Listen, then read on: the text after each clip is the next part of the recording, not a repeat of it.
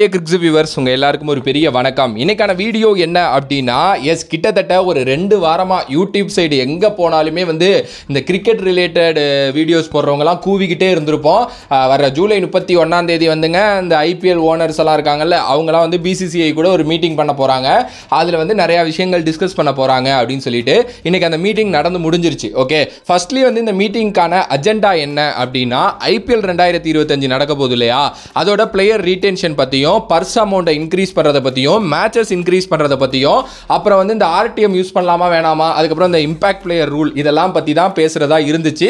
அதெல்லாம் பேசி முடிச்சுட்டாங்க. அதெல்லாம் பற்றி ஒரு சூப்பர் வீடியோ அடுத்து வந்துக்கிட்டே இருக்கு. பட் அதை தாண்டி ஐபிஎல் ஓனர்ஸ் வந்து பிசிசிஐ கிட்ட ஸ்ட்ரிக்டாக ஒரு விஷயம் சொல்லிட்டு போயிட்டாங்க.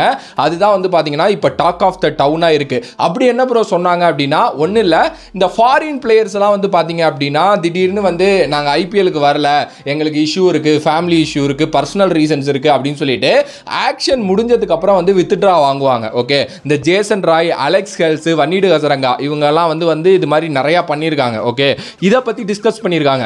இதுல என்ன ப்ரோ டிஸ்கஸ் பண்ண இருக்கு, அவங்களுக்கு ஏதோ ரீசன்ஸ் இருந்திருக்கு, அதனால தானே வரல அப்படின்னா, எஸ் அது நம்ம நினைச்சுக்கிட்டு இருக்கோம். ஆனா இன்னைக்கு ஐபிஎல் ஓனர்ஸ் அதை புட்டு வச்சுட்டாங்க. இங்க பாருங்க, நீங்க வந்து இந்த ரீடென்ஷன் அதெல்லாம் பத்தி அப்புறம் பேசிக்கங்க, அதுக்கு முன்னாடி உங்கள்கிட்ட ஒன்று சொல்லணும் அப்படின்னு சொல்லிட்டு பிசிசிஐ கிட்ட இவங்க என்ன சொல்லியிருக்காங்க அப்படின்னா, இந்த ஐபிஎல் ஆக்ஷன் அப்படிங்கிறத கொஞ்சம் ஸ்ட்ரிக்ட் ஆக்குங்க. ஒரு டீம் ஒரு பிளேயரை எடுத்துட்டாங்க அப்படின்னா அந்த பிளேயருக்கு இன்ஜூரியை தவிர பாக்கி எந்த ரீசனும் வித்ட்ரா வாங்குறதுக்கு இருக்கக்கூடாது.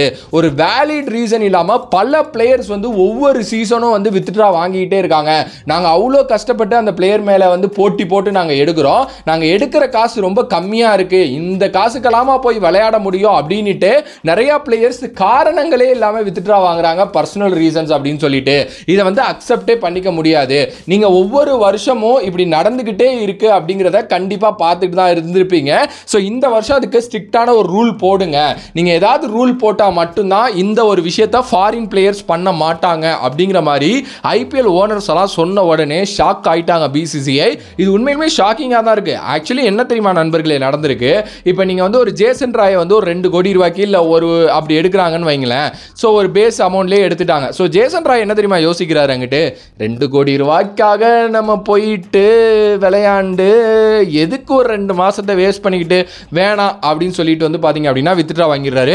ப்ரோ 2 கோடி ப்ரோ அப்படிங்கன்னா ஜேசன் ராய்க்கு 2 கோடிலாம் கம்மி தான். இப்போ எது ஒரு பேசிக்கான ஒரு பிளேயரை 2 கோடி ரூபாய்க்கு எடுக்கிறாங்கன்னா அவர் வந்து தான் தீருவார். ஓகே, ஸோ இதுதான் ஐபிஎல் சைட்லேருந்து வைக்கப்பட்ட, ஐ மீன் ஓனர் சைட்லேருந்து வைக்கப்பட்ட ஒரு மிகப்பெரிய குற்றச்சாட்டாக வந்து பார்த்தீங்கன்னா இருந்திருக்கு. இதை தாண்டி இன்னொரு விஷயமும் டிஸ்கஸ் பண்ணியிருக்காங்க. என்ன அப்படின்னா, இந்த ஐபிஎல் முடிகிறதுக்குள்ள பிளேயர்ஸ் இன்டர்நேஷனல் காலப்புக்காக போகிறது வந்து அக்செப்ட் பண்ணிக்க முடியாத ஒரு விஷயம். ஏன்னா ஒரு கான்ட்ராக்ட் பேசிஸில் தான் உள்ளே வர்றாங்க. சும்மா ஒரு ட்ரை சீரீஸ் ஆடுறதுக்காக இல்லை ஒரு பேசிக்கான ஒரு ஓடிஐ அண்ட் T20 சீரீஸ் ஆடுறதுக்காக ஐபிஎல்லை விட்டுட்டு வந்து இந்த பிளேயர்ஸ் போகிறது அப்படிங்கிறது வந்து எங்களால் அக்செப்ட் பண்ணிக்க முடியல. அப்படி ஏதாவது கமிட்மெண்ட் இருக்குது அப்படின்னா ஐபிஎலுக்கு முன்னாடியே அது எப்படியும் தெரிஞ்சிருக்கும். ஸோ எங்களால் பிளே ஆஃப் மட்டும் விளையாட முடியாது. போன வாட்டி இங்கிலாந்து பிளேயர்ஸ் அதான பண்ணாங்க, நிறையா பிளேயர்ஸ் போனாங்கல்ல, அவங்கள தான் சொல்லி காட்டியிருக்காங்க. எங்களால் பிளே ஆஃப் மட்டும் விளையாட முடியாது அப்படின்லாம் சொல்லிட்டு யாராவது போகிறதா இருந்தாங்கன்னா அவங்கள ஐபிஎல்லே ரிஜிஸ்டர் பண்ண வைக்காதீங்க. எங்களுக்கு அப்படிப்பட்ட பிளேயர்ஸ் தேவையே இல்லை. நாங்கள் ஒரு பிளேயர் மேலே இன்வெஸ்ட் பண்ணுறோம் அப்படின்னா இன்ஜுரிங்கிற ஒரு காரணம் அவங்களுக்கு இருக்குன்னா எங்களுக்கு ஓகே, மற்றபடி எந்த ஒரு ரீசன்ஸ்னாலையும் அவங்களை எங்களால் விடவே முடியாது.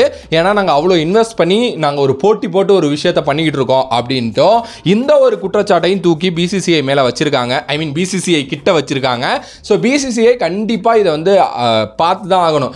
அண்ட் இது ஒரு விதத்தில் பார்த்தீங்கன்னா ஆக்சுவலி கரெக்டான ஒரு விஷயம் தாங்க நான் சொல்லுவேன். ஏன்னா ஒரு பிளேயர் வந்து 2 கோடி ரூபாய்க்கு வந்து எடுத்துட்டோம், அதனால நான் போகாமல் இருக்கேன் அப்படிங்கிறதெல்லாம் வந்து ரொம்ப சீப்பான விஷயம். அதெல்லாம் தப்பு, அதெல்லாம் பண்ணக்கூடாது. ஏன்னா உங்களை நம்பி தானே ஒரு பிளான் போட்டு வந்து எடுக்கிறாங்க. வக்காலி வந்து விளையாண்டு போகிறதுல உனக்கு என்ன சொல்லு.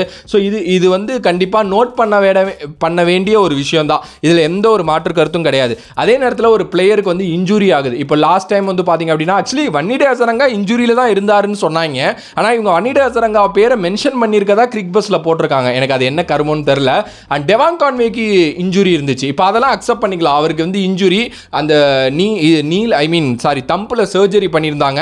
அவர் அதனால தான் வரல. ஈவன் தான் அவர் வந்து டீமோட கூட சப்போர்ட்லாம் பண்ணிட்டு இருந்தார். ஓகே, ஸோ அது மாதிரிக்கெல்லாம் எங்களுக்கு ஓகே. ஆனால் சும்மா வராமல் இருக்கிறதெல்லாம் எங்களால் அக்செப்ட் பண்ணிக்க முடியாதுங்கிறது என்னைய பொறுத்த வரைக்கும் கண்டிப்பாக கரெக்டான ஒரு விஷயம் தான். அண்ட் இந்த இன்டர்நேஷனல் காலப் அப்படிங்கிறது ரொம்ப முக்கியம் இல்லை? இன்டர்நேஷனல் காலப் இருக்கிற பிளேயர்ஸ் எப்படி நீங்கள் ஐபிஎல் விளையாடணும்னு சொல்கிறீங்க அப்படின்னா, ஏங்க ஐபிஎல்லோட பிளே ஆஃப் டைமில் உங்களுக்கு இன்டர்நேஷனல் காலப் இருக்குன்னு தெரிஞ்சால் நீங்கள் ஏன் அப்புறம் வர்றீங்க? உங்களை நம்பி தானே பணம் போடுறாங்க, நீங்கள் ஒரு ஃபுல் சீசன் இருந்து தானே ஆகணும். ஸோ இதுவும் வந்து பார்த்தீங்க அப்படின்னா நான் அக்செப்ட் பண்ணிக்கிறேன். மேபி இந்த வீடியோ பார்க்குற எல்லாரும் அக்செப்ட் பண்ணணுங்கிற அவசியம் இல்லை.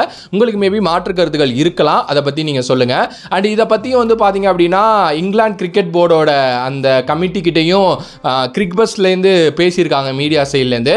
அவங்க ஈஸியாக சொல்லியிருக்காங்க என்ன அப்படின்னா, நாங்கள் எல்லாமே பிசிசிஐ கேட்டுட்டு தான் நாங்கள் பண்ணுறோம். ஈவன் தோ ஏதாவது சேஞ்சஸ் பண்ணணும் அப்படின்னா அவங்க எங்கள் கூட கரெக்டாக சொன்னாங்க அப்படின்னா நாங்கள் அதை பண்ணிக்கிறோம் அப்படின்னு சொல்லிட்டு தப்பை உணர்ந்து அக்செப்ட் தான் பண்ணியிருக்காங்க அவங்க. அதையும் நம்ம எதுவும் சொல்ல முடியாது. ஆக்சுவலிங்க அவங்க எல்லாருக்குமே தெரியுமான்னு தெரியல, இந்த ஐபிஎல் நடக்கிற 2-2.5 மாதங்கிறது பிளேயர்ஸுக்கான லீவ் மந்த். ஓகே, அந்த லீவ் மந்த்தை தான் ஐபிஎல்லாக கன்வெர்ட் பண்ணி அந்த ஒரு விண்டோவை ஷெடியூல் பண்ணாங்க. ஸோ அந்த விண்டோவில் வேறு எந்த சீரீஸுமே முக்கியமான சீரீஸ் நடக்கக்கூடாது தான் என்னை பொறுத்த வரைக்கும். அதனால தான் ஐசிசி டோர்னமெண்ட்ஸ் யாரும் எதுவும் அந்த விண்டோவில் நடக்காது. ஆனால் டீம்ஸும் வந்து பார்த்தீங்க அப்படின்னா சும்மா ஒரு ட்ரை சீரீஸ் ஆடுறதுக்கு இல்லை ஒரு பேசிக்கான சீரீஸ் ஆடுறதுக்கு ஐபிஎல்ல முக்கியமாக இருக்கிற பிளேயர்ஸை கூப்பிடணும்னு அவசியம் இல்லை. ஏன்னா போனவாட்டி ஜாஸ் பட்லர், மொயின் அலி மாதிரி பிளேயர்ஸ்லாம் கிளம்பிட்டாங்க. ஸோ இது வந்து கண்டிப்பாக பேசப்பட வேண்டிய ஒரு விஷயம் தான். ஓவராலாக ஒரு மாதிரி நல்லபடியாக மீட்டிங் முடிஞ்சிருக்குன்னு நினைக்கிறேன். இந்த ரீடென்ஷன் ஆர்டிஎம் பற்றிலாம் இன்னும் எக்ஸாக்டான நியூஸ் கரெக்டான சோர்ஸுக்கிட்டேருந்து வரல. கரெக்டான சோர்ஸுக்கிட்டேருந்து வந்ததுக்கப்புறம் ஒரு வீடியோ உங்களுக்கு தேடி வரும், ஓடோடி வரும். ஸோ நீங்கள் என்ன நினைக்கிறீங்க இந்த குற்றச்சாட்டை பற்றி அப்படின்ட்டு மறக்காமல் கமெண்ட் பாக்ஸில் கமெண்ட் பண்ணுங்கள். If you like the video please like, share and subscribe to நம்மளோட கிரிக்ஸிப் சேனல்.